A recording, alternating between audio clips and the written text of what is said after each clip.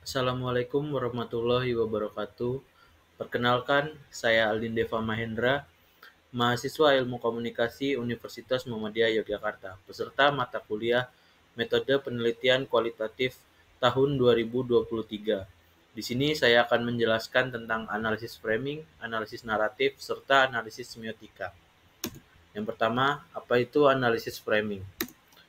Analisis framing adalah metode penelitian yang terdapat dalam payung paradigma interpretif atau kontrusivistik. Metode ini menggunakan data utama yaitu teks, karena teks merupakan bagian dari teks analisis kualitatif. Analisis framing yang memusatkan perhatian pada bagaimana media mengemas dan membingkai berita sebuah peristiwa yang sama tetapi dikemas dengan cara yang berbeda.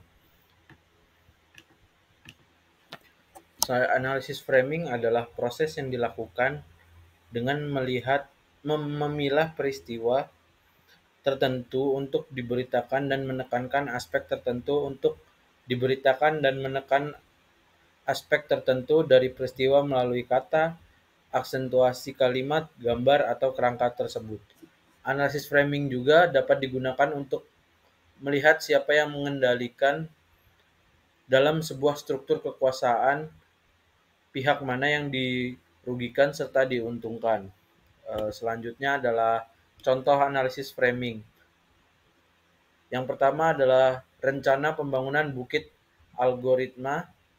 Yang kedua, peristiwa pengeboman gereja di Makassar. Yang ketiga, peristiwa pemindahan ibu kota negara. Yang keempat, pelaksanaan pemilu serentak.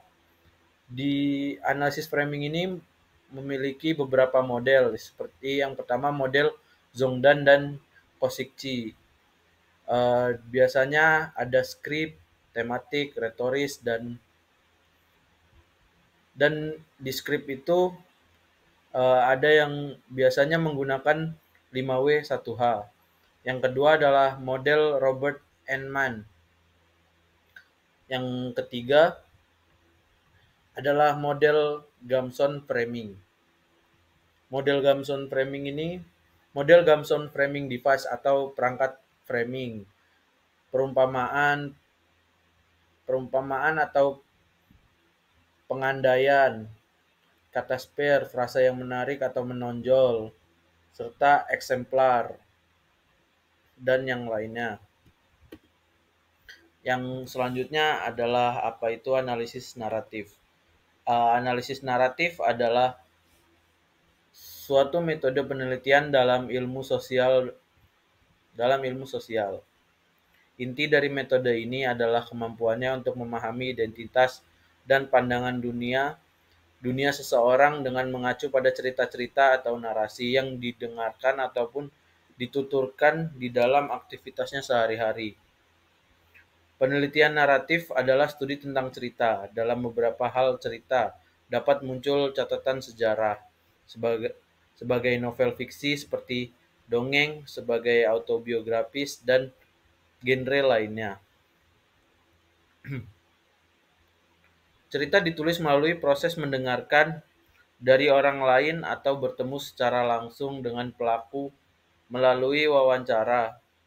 Studi tentang cerita dilakukan dalam berbagai disiplin keilmuan, termasuk secara kritik, sejarah, filsafat, teori organisasi, dan ilmu pengetahuan.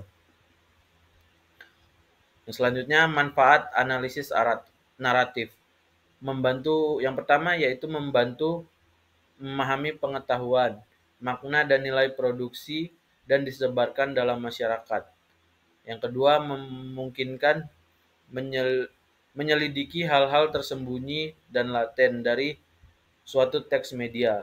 Yang ketiga, memahami bagaimana dunia sosial dan politik dalam pandangan tertentu dapat membantu kita mengetahui kekuatan dan nilai sosial yang dominan dalam masyarakat.